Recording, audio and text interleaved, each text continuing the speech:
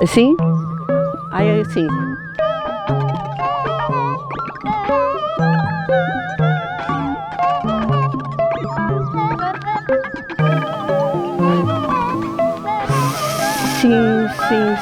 Sim, sim, sim. Sim. Está bem, está bem. Posso começar, é? O que é que eu faço? Devemos dar chance.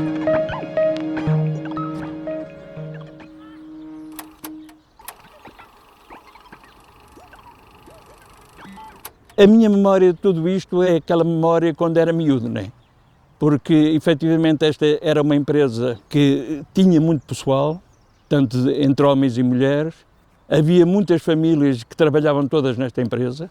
Muitas vezes casavam nesta empresa e, mais tarde, até muitas vezes os filhos deles ainda vinham trabalhar para esta empresa.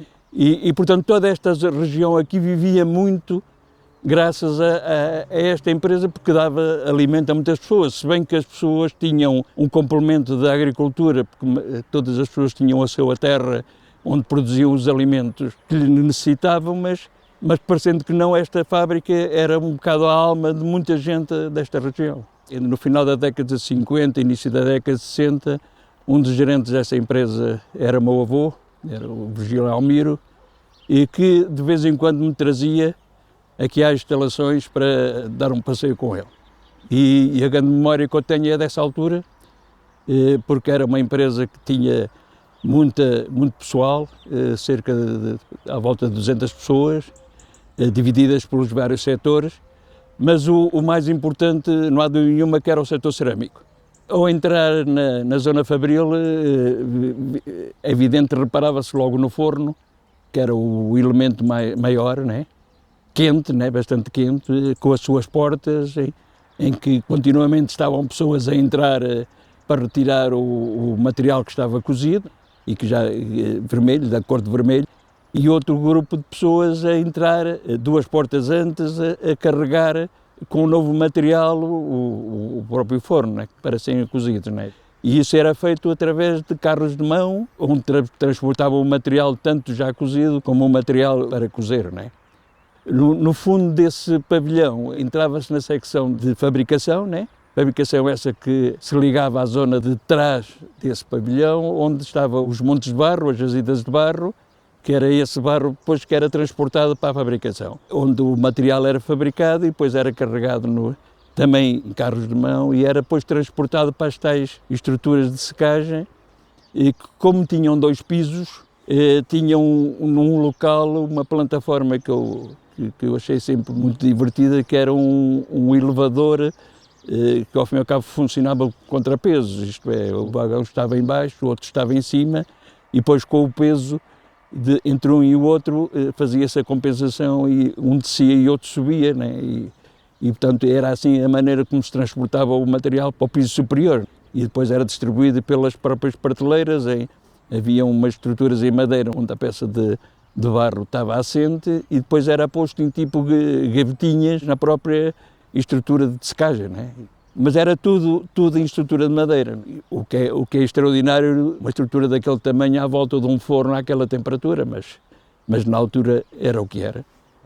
Lateralmente a este edifício havia o edifício de serração, funcionava totalmente de maneira autónoma, onde era dada a entrada ao material que vinha da floresta, e portanto era descascado o tronco e serrado para executar as estruturas, né? A parte de carpintaria era um edifício pequeno fora deste contexto, que era muito específico e que, portanto, não necessitava de estar interligado como estes dois, em virtude de que os resíduos florestais eram depois aproveitados na própria queima no forno de cerâmica.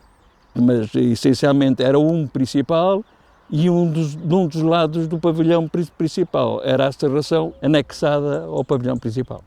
A memória que eu tenho de miúdo era de agitação. Era uma completa agitação, porque havia pessoas, umas a subir, outras a descer, outras a entrar no forno, outras a sair do forno, muito calor, muito pó e muito barulho, né? Porque as pessoas iam falando umas com as outras.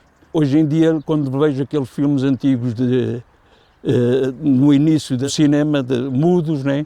Em que há aquela saída das fábricas com aquelas pessoas todas a entrar e a sair e andarem de um lado para o outro, e isso recorda-me um bocado essa situação, porque era mesmo assim, era uma agitação, era uma confusão onde não havia confusão, cada um sabia o que é que havia de fazer. Mais tarde, depois, eu comecei a crescer, tornei-me adolescente, entretanto o meu avô faleceu, eu também depois saí daqui e fui estudar para a universidade, e portanto só mais tarde, com mais de 30 anos, é que regressei aqui a Tondela, e aí depois voltei a ter algum contacto com a fábrica, e soube que ela tinha ardido, tinha tido um grande incêndio, tinha destruído toda a parte de cerâmica, tanto a cobertura, como todas aquelas estruturas de secagem, e tinha ficado bastante maltratada. E soube, pelo que me disseram na altura, que quando houve o grande incêndio, houve muita gente que ficou em muita dificuldade, porque viviam todos exclusivamente aqui da empresa. A situação na altura já não era muito famosa, mas tentou-se ainda dar a volta à situação. Fui contratado também para ver se ajudava, como sem elemento também da família. O meu dia-a-dia aqui era, essencialmente, eu geria, né? De maneira a ver que volta a que havíamos de dar à empresa, porque a empresa em si estava bastante antiquada, né?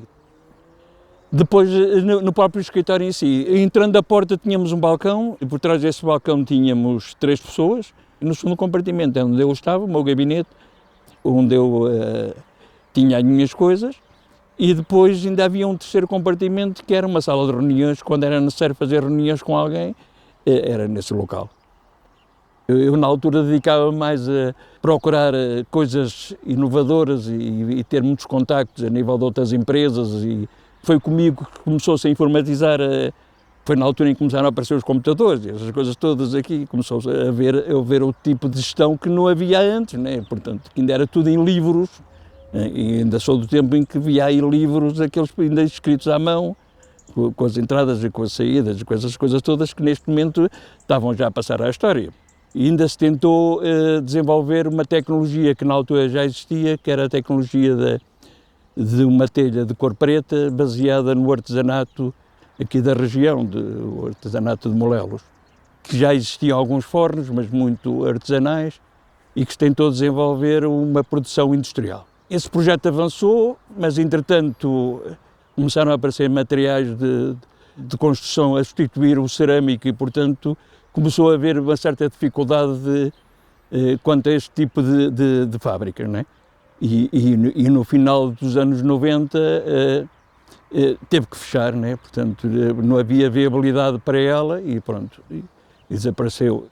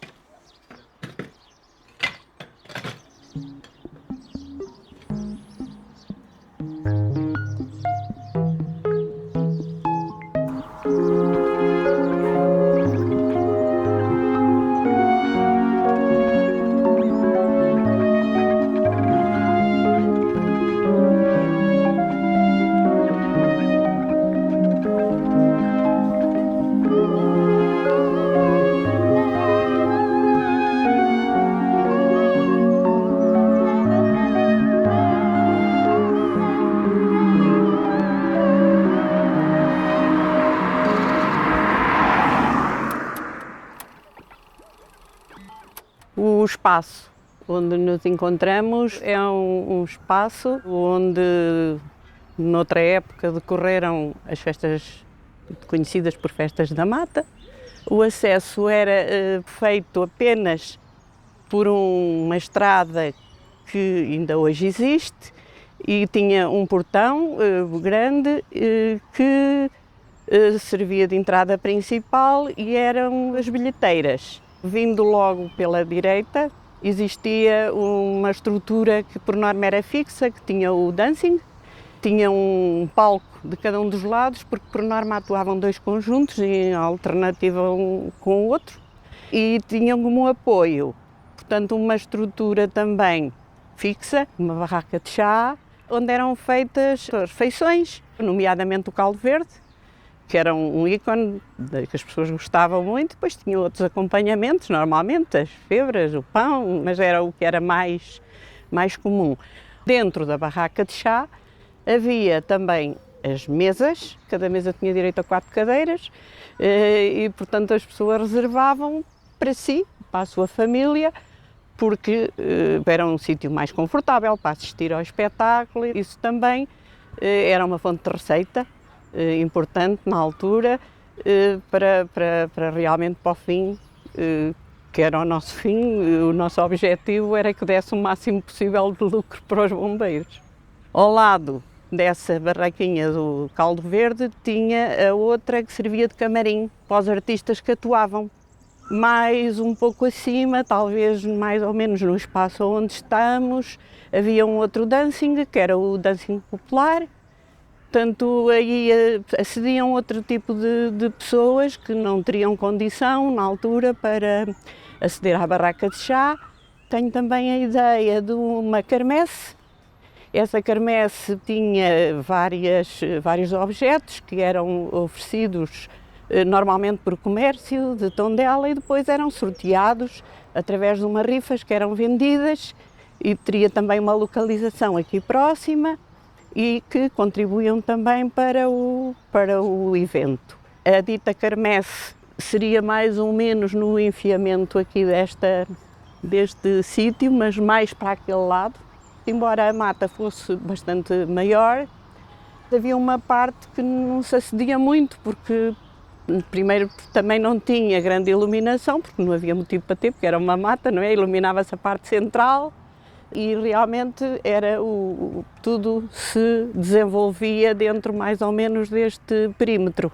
Embora as estruturas fossem fixas, mas os caminhos que existiam a dividir são mais ou menos correspondentes com o que existe hoje.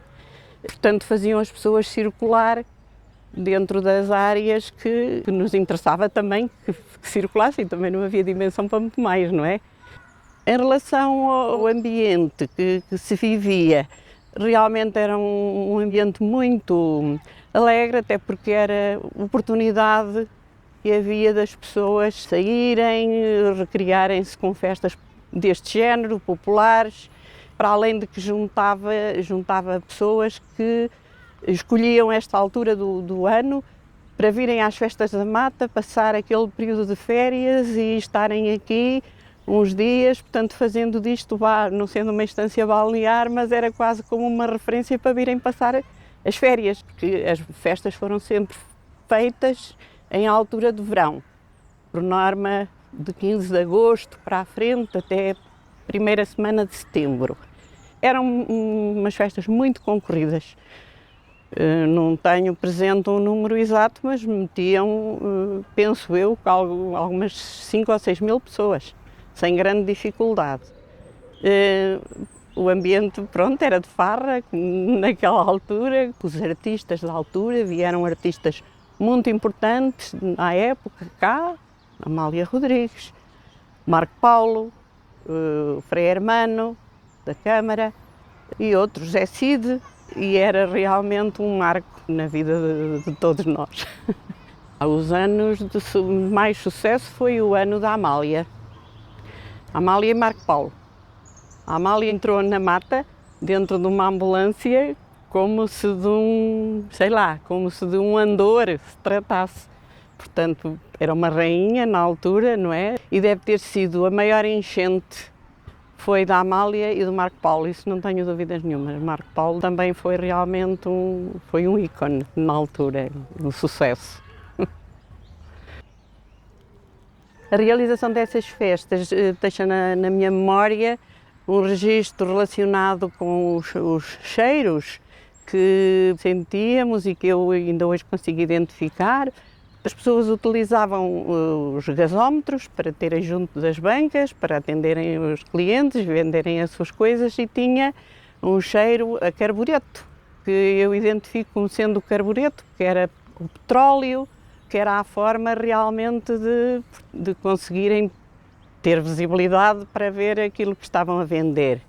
Os cheiros que registro também ainda eram os cheiros relacionados com o ambiente mesmo, porque tudo tinha o cheiro a verde, a própria barraca de chá, na decoração que fazíamos e nas mesas que estavam expostas, normalmente era posto um caçoio, chamamos nós, um caçoilo do peixe, porque era onde era recolhido o peixe para fazer a resina antigamente, e esses caçoilos depois levavam, portanto, elementos verdes que nós recolhíamos das árvores aqui à volta, com uma tesourinha, cortávamos algumas coisas e ficava tudo enfeitadinho. O ambiente natural tinha bastantes mais árvores, seria muito semelhante à parte que está do lado esquerdo da entrada deste portão agora, mas claro, depois foi sofrendo transformações com a necessidade de pôr esta infraestrutura que hoje existe. Mas na altura era basicamente sim, uma mata não muito densa, como digo, as árvores não seriam árvores de grande porte, havia algumas de grande porte, houve uma aqui nesta zona de cima que uma vez houve uma trovoada muito grande e caiu uma faísca e rachou ao meio. E a mata estava cheia de gente nessa altura. E lembro-me que com a aflição toda a gente começou a correr e a fugir da zona onde tinha caído a faísca e foram-se encostando uns aos outros para se protegerem. A quermesse tinha sido pintada e tinha umas tábuas. As tábuas, uma era pintada de vermelho e outra de branco. E eu fiquei do lado de fora da quermesse encostada e as pessoas foram-se encostando. Portanto, eu fiquei com o vestido basicamente colado às tábuas, porque estava a tinta ainda fresca, fiquei com o vestido às listas vermelhas, porque o branco no vestido também já lá estava. Este espaço, realmente, houve sempre a preocupação de preservar, exatamente porque tinha a vegetação, era um sítio único, um pulmão verde, que foi sempre, portanto, conservado no sentido de vir a ser utilizado de forma pública, como é hoje, para os tondelenses, que acho que têm muito a agradecer, e temos efetivamente aqui uma zona bonita que serviu sempre também boas causas, nomeadamente para os bombeiros, e hoje tem este fim público.